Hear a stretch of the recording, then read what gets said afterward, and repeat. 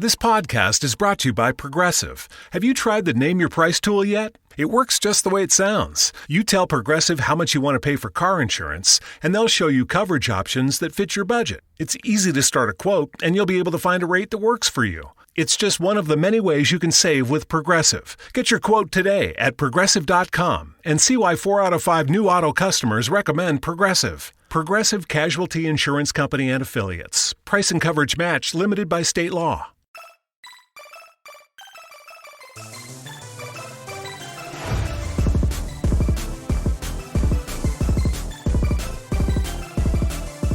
Hey guys, this is Gail Kim from Impact Wrestling, and you are listening to the 8-Bit Suplex Podcast.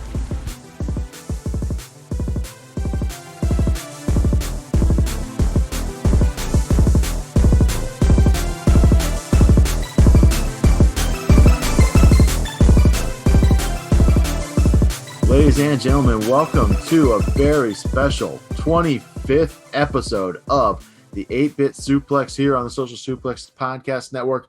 They said it couldn't be done. They said Impact Wrestling podcasts, those don't last more than 2 episodes.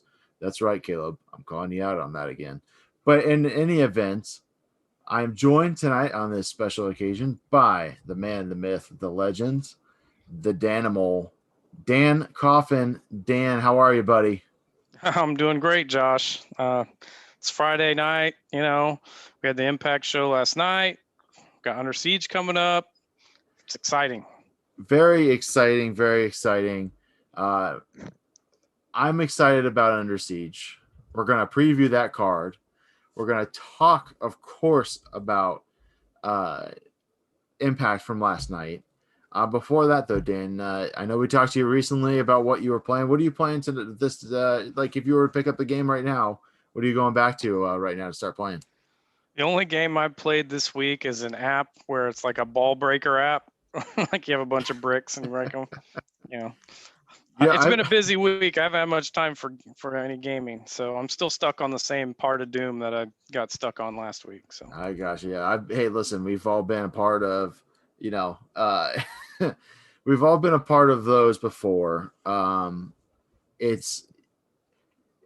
Those weeks are tough, and you just sit there and you know what? My phone's in my hand. I'm okay. I'm just going to play this. I've had those weeks, but this week I actually wrapped up playing through the PS4 classic God of War, which of course is the kind of reboot, kind of resetting for the God of War series in the nice. The Viking god realms. Really fun game. I at this point, I'm sure if you're going to play it, you've already played it. But if you haven't, I definitely recommend playing it. A lot of fun. Pretty short game. I played through it. I don't have a whole lot of gaming time. I got through it in about a week and a half or so. And I needed to finish it up because I did have the pre-order of Resident Evil Village download to my PS5, Dan. I'm excited about that one. I'll talk more about that probably next week as I get to play it some. Hopefully I get to play it some. It's not one for the children's. So the only thing I know about it is there's a very tall, scary lady. Yeah, Lady Dimitrescu is the name of that character. And I've only seen the trailer and seen her, and I know that there's a lot of internet lust over Lady Dimitrescu and her like seemingly 9-foot curvaceous body.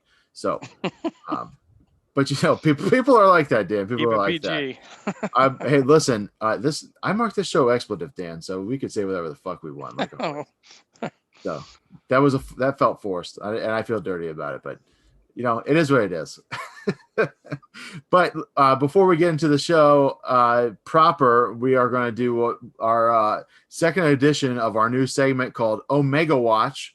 And that is the part of the show where we talk about what Kenny Omega, the Impact World Champion, did this week on television outside of Impact Wrestling. And Dan, I didn't get a chance to catch Dynamite this week, but I know you did. Did we see our friend Kenny Omega on Dynamite this week? He did come out for a short bit during the Orange Cassidy Pac match for the number one contendership. That match was going on. it didn't follow the script. Apparently Orange Cassidy got hurt during it, so they had to cut the match short. From what I read, it was actually supposed to be a time limit draw. Either way, it set up the same thing in the end. But what they did was they had Don Callis come out and start to interrupt, and then Kenny came out and interrupted and knocked Pac in the head. I remember right, knocked him in the back of the head with the title belt. And then what they did was they say, well, since there was no official winner this week, you're both going to be in the championship match. Now, I don't think they've said whether that title match is going to be a three-way dance or like a triple threat. Right. Everybody I've talked to would rather see the three-way dance where two of them face off, and then, the winner of that faces the probably the champion. But who knows? But yeah, he was there. Well, yeah, it's not a great appearance for him, I'm sure. And they best wishes to Orange Cassidy. Hopefully he's feeling better, gets cleared in time for that title match, Double or Nothing. Right. So now that the Omega Watch has ended, I'm workshopping that phrase, Dan. We'll see how that goes. We are going to talk about the Impact Wrestling from May 13th, which is yesterday. If you're listening to this on Friday, late Friday, when this episode of the 8-Bit Suplex will drop, we're going to kind of blow through the results here, and we'll talk about some noteworthy things. It's not the strongest go home show that Impact's had as terms of moving stories along. Most of the card was already built for Under Siege. They did add a couple more matches, which we'll get into when we do the preview of Under Siege. So we'll just kind of run through kind of what happened. The show kicks off with the Impact Knockouts title #1 contendership match between Havoc and Rosemary. I like both of these women, Dan, but it was a match that felt like it got a little long in the teeth. A lot of striking, and neither one of them are great strikers. Of course, ends with Havoc giving the old pile driver to Rosemary. And I'll say this about Havoc. Her pile drivers look like they are pretty painful. And then, of course, because this is what we do in wrestling, the champion, Deonna Purrazzo, runs out to try and get the jump on Havoc. Winds up not working. Her goons come out to try and help. But Decay, of course, which is Black Taurus and Chrissy Steve, are standing on the ramp. And Kimberly and Susan are unable to assist her as she gets beaten up and pile driven by Havoc. So Havoc will face Deonna Purrazzo at Under Siege, which we'll get into in a little bit. Dan, you a fan of Havoc's pile drivers? I'm a fan of pile drivers in general. I mean, like you said, hers is pretty good for somebody who probably you wouldn't expect to have a really good pile driver. Yeah, she should know how to do a pile driver, since everyone in Impact gives pile drivers to everyone else. Like, they should like all pile be drivers, giving each other tips. If you like pile drivers, Impact Wrestling is the place for you. That's right. For sure. The next match is my match of the night, which is the Impact X Division #1 contendership 6-way scramble match between El Phantasmo, Ace Austin, AC Romero, Petey Williams, and Rohit Raju, and of course, he who should not be named. So that's our new thing on the show. We don't mention that guy, his name. So really fun match here. And Dan, you actually saw this spot before I did. Why don't you tell the people a little bit about the gift that broke the internet? So El Phantasmo, he has a move that he does a lot, especially in New Japan, that he busted out. This was kind of like this was a double shot. It seemed like it went on longer than usually does, but he got up and had a hold of his arm and walked, tight roped down the top of the rope there, went to the corner. I think he went around, he went 2 lengths, I believe, of the ropes. Yes. Mm-hmm. The entire time he's holding up, he's doing his little side dance like he does. And then he got to the end, and Ace Austin was up on the top, and he picked him up, and they flipped into the crowd standing at the top end of the ramp. Yeah, the Impact official Twitter account described it as a Death Valley driver to the floor, which makes it sound way worse than it actually was. Yeah, I don't know if it was technically a Death Valley driver, but no, it was definitely a fireman toss into a group of people. But it was definitely a pretty cool move. I really enjoyed this spot. But of course, it did unleash the fans of The Undertaker, who apparently are on Twitter. I did not know that was a cross-section demographic of people that existed. They decided to take umbrage with the fact that, he went too far on the ropes and, whatever, right? I don't know. People complain about things all the time, Dan. It doesn't make sense. Yeah, I saw a lot of it was very polarizing on the internet, as most things are that are interesting, right? Right, exactly. And equally polarizing is that El Phantasmo does pick up the win. He actually winds up pinning the Canadian Destroyer himself, Petey Williams. Fun match, good match. Definitely watch it. If you're going to watch any of the matches from this night, I would say go and watch that one. The next match is William Mack comes out against an enhancement talent named Sam Beal. He beats Sam Beal around for about 3 minutes and picks up the win. And then W. Morrissey comes out, stands tall. You know how the spiel goes. It's a go-home show. We've seen this before. Yeah, exactly. Anything you want to add about Sam Beal, your favorite wrestler, Dan? I'm waiting to get my Sam Beal shirt from Pro Wrestling Tees. But other than that, no, I don't have much to say. I actually don't think he has one. But that's to say, Sam Beal, go get yourself a T-shirt. And you know what? I'll buy one, Sam Beal, if you have one. I'm looking it up right now. Riveting. The natural Sam Beal has 6 T-shirt designs. See? Shit. Yeah, when you said you'd buy a T-shirt, did you say a T-shirt or your T-shirts, like all of them? I did say a T-shirt. So I'll probably just add the 8-bit Suplex T-shirt to my closet for a second time, or it's a great opportunity to plug the new Social Suplex Podcast Network shirt, Olds on Top. That is a great T-shirt that you should go buy and support the Olds because the Olds need it. Right, Dan? Well, I have a nit to pick with that because I don't think the Olds need your help because the Olds are on top. That's how they get on top. They stay on top. Yeah, they help each other. I am not going to argue with that, Dan. How often do Olds help you out? They don't. They don't. Why are we? You know what? Help us then by buying the Olds on Top T-shirt. That's how you should do it. There you go. That's how we should word that. Great dismount. Professional podcasting at its best, Dan. Yep. So I do want to call out, there was a Swingers Palace episode that leads into a match that gets made. We'll talk about that match when we get to the Under Siege preview. But he who should not be named decides to team up with Petey Williams. And he asked Petey Williams, Dan, what the odds were of them winning. And Petey Williams says, I don't know what the odds are, but I know someone who does. So he walks off screen, and I'm thinking, there's zero chance that Scott Steiner comes out and does Steiner Mouth. And I was right. Even though the music hits with the siren, it's Petey Williams in the Scott Steiner, kind of mithril helm looking, whatever it is. Cosplay wrestler. Yeah. And, doesn't that headpiece always remind you of the mithril shirt that Frodo wears in Lord of the Rings? It just looks like that to me. It just does. I've seen a lot of fantasy type shows. I've seen a lot of chainmail.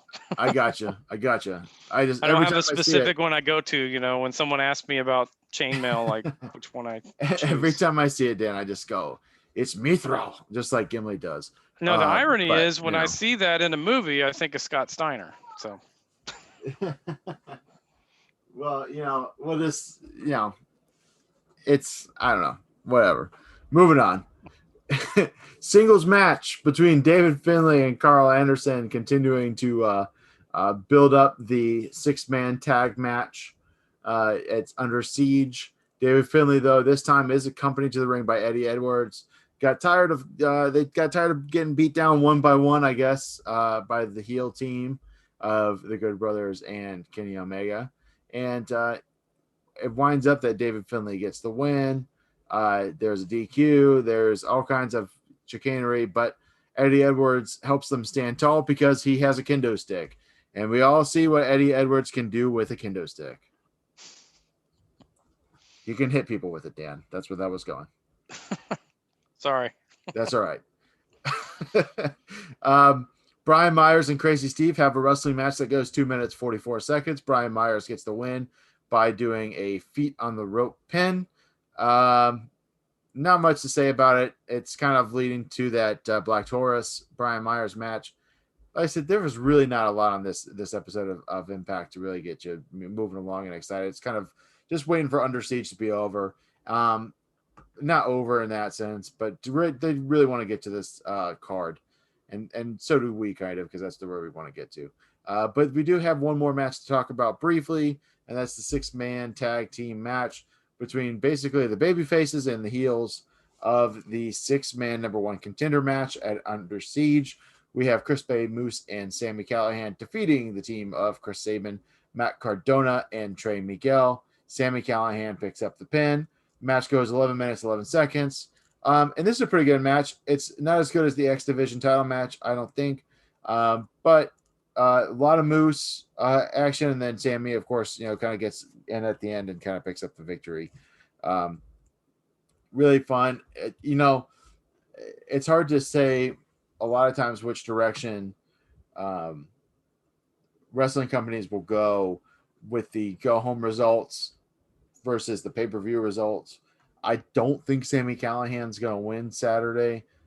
He's probably one of 2 guys I don't think that are going to win, Matt Cardona being the other one, but we'll get into that later in the preview. But they give Sami the win here, kind of keeps them looking a little tough, keeping them a little strong. But yeah, that was Impact Wrestling for this week. It's odd to have Kenny Omega on Impact Wrestling and not in the main event spot. Yeah, I don't know.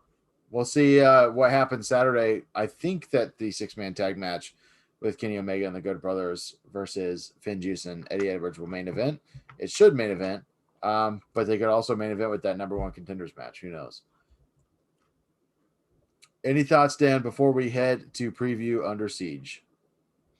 Yeah, it was just kind of a real mediocre show for a go home show.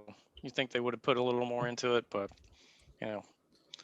I guess like you said, they're looking down the road. So. Yeah, I mean the stories are all in place for Under Siege already. At some point, you start your build to Slammiversary. That's got to be happening soon.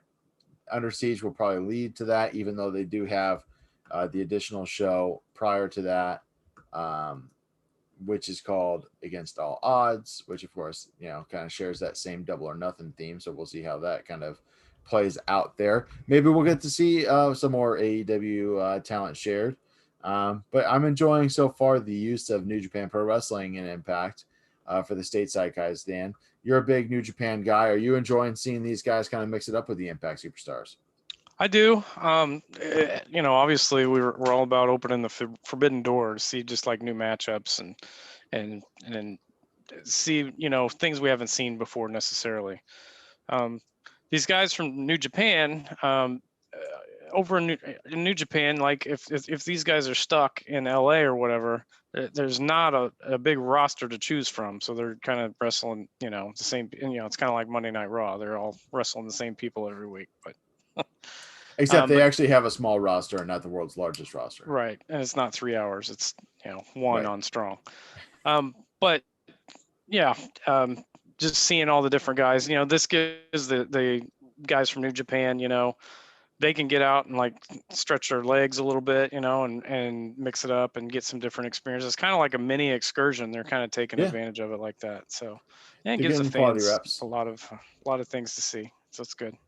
Yeah, no, I agree with that. And, I'm sure at some point those guys will all be able to reunite with the rest of their, factions and different things over there. And, Bullet Club will be whole at some point. But, we'll enjoy having our Phantasmo around. But without further ado, we'll jump right in now to the preview for Under Siege. Under Siege is our monthly Impact Plus special for the month of May. It's a pretty loaded card, Dan. If I had to count the matches, which I'm doing right now, I think there's like 9. There is 9 matches. So good research out of you. bad research out of me. But that's okay. We're professionals at this. That's why people keep tuning in, Dan. Yeah. So let's get started with the Impact Tag Title #1 Contenders match. This is a match that is made after the fallout of the #1 Contenders match for the X Division Championship. They basically are recycling all of those guys and bringing them back through for the Tag Title #1 Contenders match. All of this went down on Swingers Palace, and some really weird stuff happens on that. I don't like it. It's very strange. And guys, find something else for Alicia Edwards to do and not just be the stereotypical, thing for Johnny Swinger to comment on. I don't like that. Just stop. It's not okay. Anyways, #1 Tag Title Contenders match. We have the teams of Ace Austin and Madman Fulton, He Who Should Not Be Named and Petey Williams, Triple XL, and Rohit Raju with Shira. I think we could see any one of these teams win, Dan. But I want to hear your thoughts on this match first. Yeah, we got some pretty talented guys in this match. We got Ace Austin and Madman Fulton are probably my pick for this.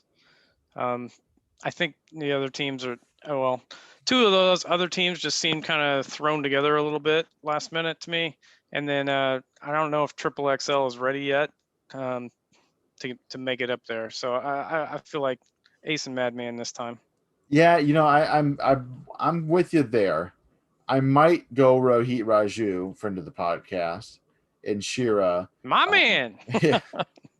Thank you for filling in for Sandy with throwing out my man there. Yeah, I got to. Yeah, absolutely. And I think you're right. If I'm looking at this too, because I want to think about who do I want to see Finjuice wrestle, because they're the current champs. I have to think that Ace Austin and Madman Fulton is probably the best matchup. I agree. Other than that, I think the team of Petey Williams and He Who Should Not Be Named would be a fun match with Finjuice, but they don't really make a whole lot of sense here as a tag team. As much as I probably love, going to break up pretty quick and fight each other. Yeah, and Petey Williams will probably eat another pin because that seems to be what he's come back to do. But we'll see. This podcast is brought to you by Progressive. Have you tried the Name Your Price tool yet? It works just the way it sounds. You tell Progressive how much you want to pay for car insurance, and they'll show you coverage options that fit your budget. It's easy to start a quote, and you'll be able to find a rate that works for you. It's just one of the many ways you can save with Progressive. Get your quote today at Progressive.com and see why 4 out of 5 new auto customers recommend Progressive. Progressive Casualty Insurance Company and Affiliates. Price and coverage match limited by state law. For National Nurses Week, Fortis is honoring the millions of nursing professionals in our community, caring for loved ones. More so today, the need for nurses is vital, and Fortis College and Institutes recruits people like you to train to become a nurse. Do you want to be a nurse? Start your essential career in nursing with a Fortis education. Just visit fortis.edu to learn about hybrid instruction and online enrollment. Then talk to Fortis by dialing #250, keyword nursing school. Happens. I think it's going to be a fun match. AC and Larry will get their spots in. They'll be really good spots. I don't know what a Finjuice versus Triple XL match looks like. Right. It could be fun, but is that your either against all odds or your probably your Slammiversary tag team title match? Right. I think it'd be I don't know. Maybe sometimes weird stuff like that brings out greatness. But like you said, it's hard to imagine that it would be a great match between Triple XL and Finjuice. Finjuice and Finlay don't ever wrestle guys of that size over in New Japan. They don't. Totally different size, style, and everything. But like I said, you could be pleasantly surprised if it happens. I'll definitely watch if it does. Well, yeah, but we're watching either way because that's what we do around these parts. But yeah, and then so we'll move right along. Then I think we're on the same page there. We will talk about now the match between the most professional wrestler Brian Myers and Black Taurus, accompanied to the ring by his Decay counterparts Crazy Steve and Rosemary. They left Black Taurus standing tall on last night's show. I don't really have a pick on this one. If I had to guess, I guess I would go with Black Taurus because he has the additional help in his corner. But yeah, I don't know. I'm gonna go Black Taurus here, Dan. I'll go Brian Myers just to be semi-interesting. I think he's on a run now. I think he's gonna keep going. All right. Well, let's see what happens. Moving right along, we have this match is made as a part of a backstage segment with Scott D'Amore on last night's show. Susan complains that her match with Taylor Wilde was lost because of Tennille Dashwood cheating. And Scott agrees and says, "What do you want?" And she says she wants a tag match between her and Kimberly against Taylor Wilde and Tennille Dashwood, much to the pains of Taylor Wilde, who wants nothing to do with Tennille Dashwood. I'm going to say Kimberly and Susan will win. I'm going to say Tennille cost them the match, and Taylor and Tennille will have a blow-off at against all odds. I really don't have a whole lot of opinion about this. This is like my least anticipated match on the card. This could be a pre-show match for me. Yeah. But I will say, just for the sake of saying it, I will pick Kimberly takes the pin from Tennille. Okay, all right. That's a pick. Now we come to the Big E special, Dan, which is the big men smacking meat or whatever it is that he says. I always say that every time I say it, it feels more sexual than when he says it. And he says it very sexually. But we have W. Morrissey taking on Willie Mack. Both guys beat the piss out of Sam Beal the last couple of weeks. W. Morrissey, the point has been made that he is not a part of Violent by Design despite teaming up with them at Rebellion. So we'll see what happens between these two guys. I think W. Morrissey picks up the win, and I hate saying it, Dan, because Willie Mack has lost a lot on pay-per-view lately. But, man, I just don't see him picking up, especially since they just pulled W. Morrissey in off the street. I don't see him losing to Willie Mack. Yeah, I'm in the same boat. They don't want to kill Morrissey's heat right away, number one. And then on the other side, just like you said, there's not, Willie Mack looks like he eats a lot, but the most thing he eats is pins. Yeah. He's been eating, unfortunately, a lot of those. He's just kind of stuck in second gear. Morrissey's going to get pushed a lot harder. So I think it's pretty obvious. Yep. No, I agree with that. Knockouts tag team title match, Dan.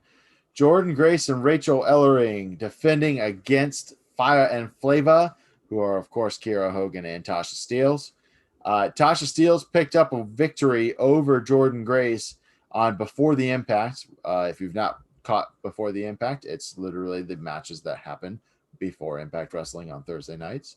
I think they could flip this back and have Jordan eat the pin. But I'm interested on your thoughts overall in this match, Dan. Well, I'm not real excited that it's a rematch right away, but that's okay. I can see it definitely getting flipped back to Fire and Flava. Just because Rachel Ellering just showed up basically. Yeah. So I don't see them holding the titles that long. In fact, I imagine Rachel will take the pin. So. Really? Okay. Well, I think it does go back to Fire and Flava, and they can just kind of set this up for the next pay-per-view too, because it doesn't really seem like there's another female tag team that's kind of itching and ready to go right now. Right. But the reason why I say Jordan, they've been talking about Jordan Grace's confidence, and how she couldn't beat Fire and Flava with any tag team partner until Rachel came along. So I'm saying that Jordan might eat this pin, and then she might feud. She might even give up the tag titles altogether and go feud with Rachel Ellering, which is a match that Floyd and I talked about that we wished would happen, because God, that would be a great match. A lot of big heavy punches thrown in that match when that happens. But anywho, I think we're both thinking Fire and Flava here. Is that right, Dan? Right. And we're gonna move along so that I don't say Fire and Flava anymore. Moving on to the X Division title match. This is the match that I have circled on this card, Dan. Josh Alexander, the X Division champion, taking on El Phantasmo. Yeah, this match is probably my most anticipated match of the show. I really like Josh Alexander. He's, we talked about it last time I was on, how he's felt like he's had to step up. Now he's not in the tag team anymore with Ethan Page, and I feel like he's really stepped up. And then of course El Phantasmo, I'm already a big fan of his. He's a great heel. I mean, the guy he's got a punchable face, punchable attitude. He straddles, not to make a joke of him like tightroping, but he straddles the line from like heel that you love to hate, and like, oh my God, just get the man who should not be named, that kind of heat. So I'm really looking forward to this one. I hope they give them like plenty of time to go, because these guys can really, I think they have the opportunity to steal the show. I'm hoping they get 15, Dan. That seems about right, a number that Impact could give them for not main eventing. But I noticed you didn't make a pick, Dan. I know this is a tough one to choose. And I know your affinity for headgear is going to influence your decision some here. I do love the headgear, but I think El Phantasmo is going to win it. That seems to be kind of what they're doing. And, speaking meta here, but like it seems like they just want to give away their titles to people from other companies because it gets eyeballs on their company. Yeah, it might make them look weak or whatever, but like their bank's not looking weak. Right, exactly. This is, Impact. 8-Bit Suplex is starting to become maybe a show that needs to merge with Kiss or something at some point.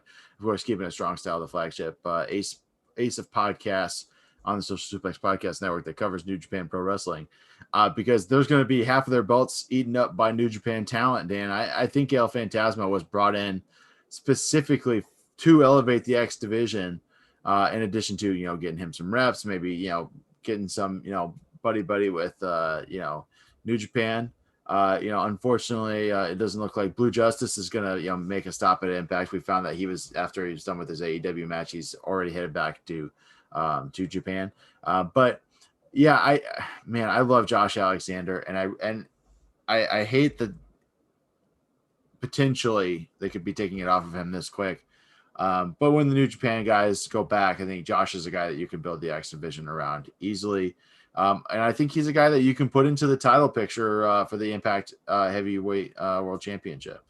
So, sky's the limit for Josh Alexander, but I think El Phantasmo wins this one going away.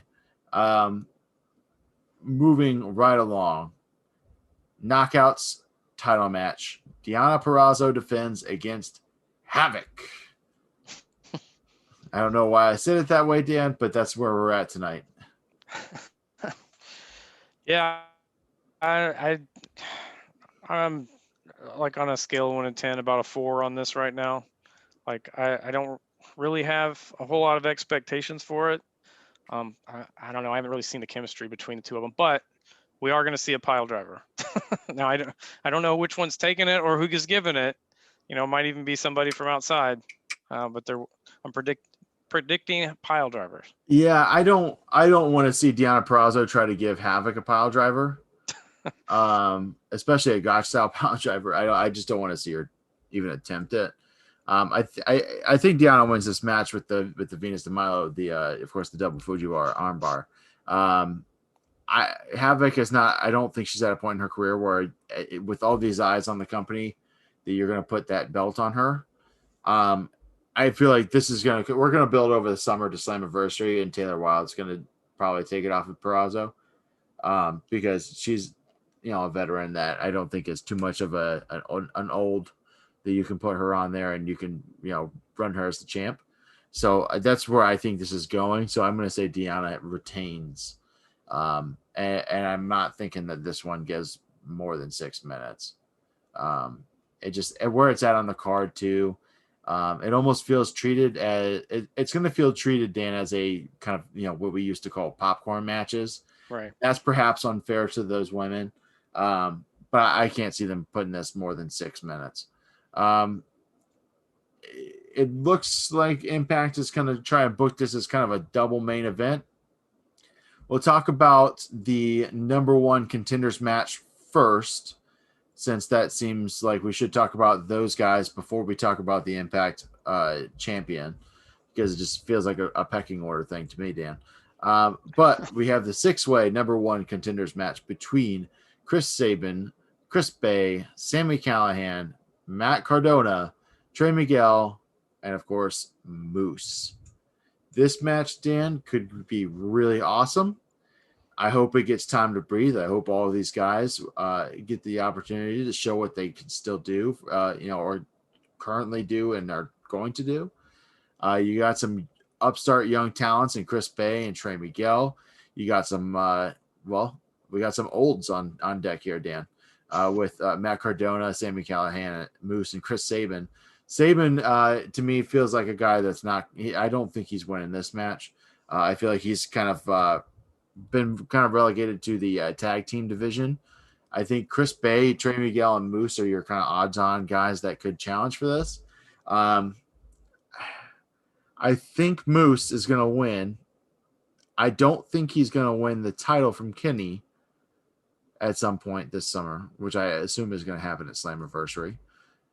I don't think he takes it off of Kenny, but I think Moose wins this, and then come July we'll see him take on Kenny Omega, which is to me the money match that everyone wants to see. But I don't know. Stranger things have happened, Dan. What do you got here? This is going to be a good match. All these guys have shown me they can do interesting things around the ring, especially multi-man matches.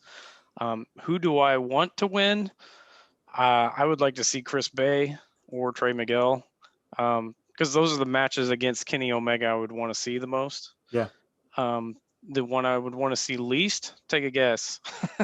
I'm going to say Matt. Oh, I was going to say Matt Cardona. No, Sami Callihan. Really? You'd rather see Matt Cardona versus Kenny Omega than Sami Callihan versus Kenny Omega? Would you not want to see Matt Cardona take a one-winged angel and some V-triggers? I would be worried that Matt would literally break his neck taking a one-winged angel. But I think, just like you, I think Moose is going to win. I think that's the match that I wanted to see when they had the multi-man match before he fought against Rich Swann. Right. But they went with, Swann, obviously.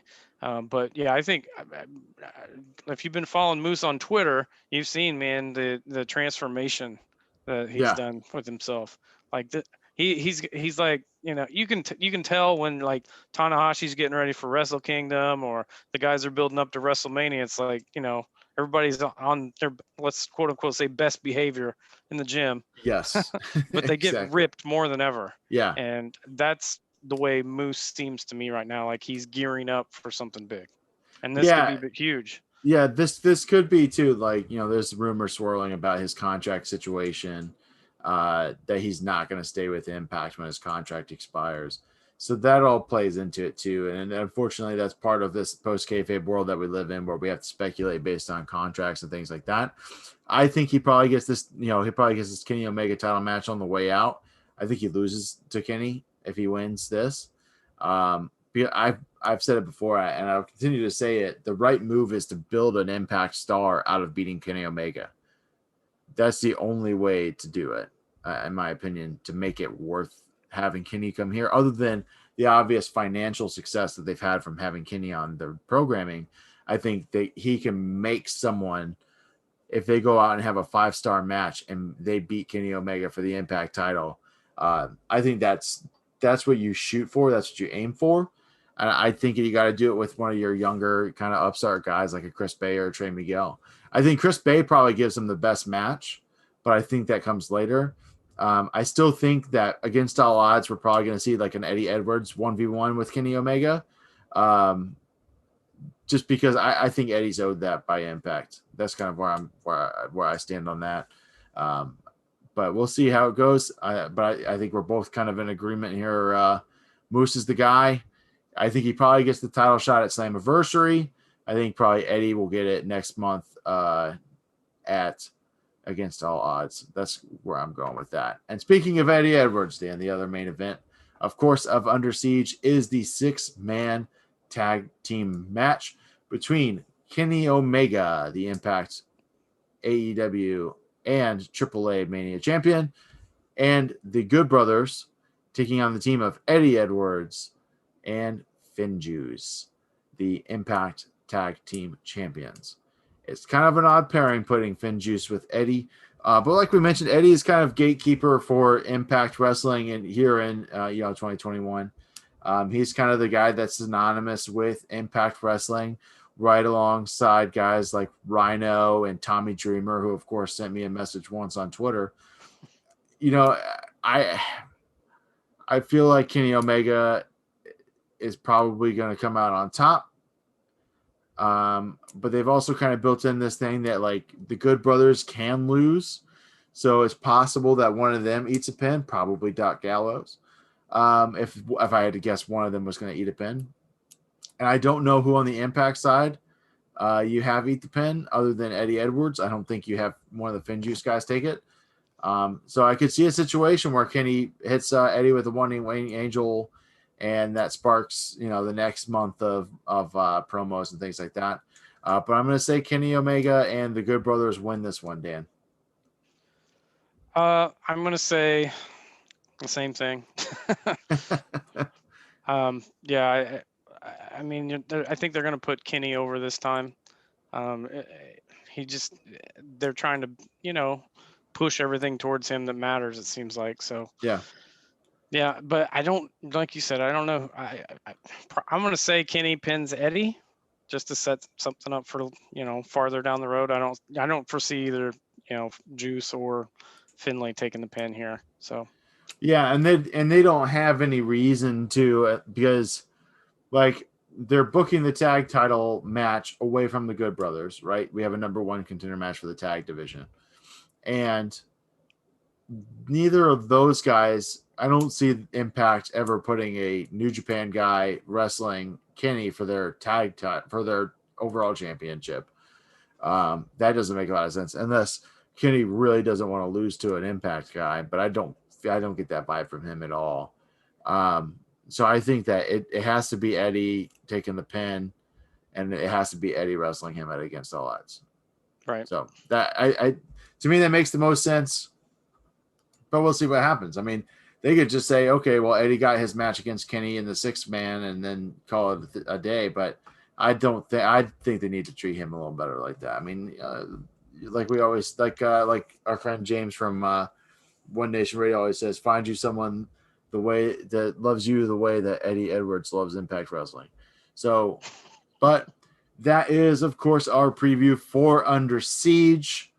We will be back, of course, next week with our review of Under Siege and perhaps some of the fallout. I don't know that we'll do a full results recap because a lot of times the show after the pay-per-views are a little bit, repetitive of what happened. And of course, we'll be back with edition 3 of Omega Watch. I like that segment, Dan. I think we're going to stick with it. It's fine.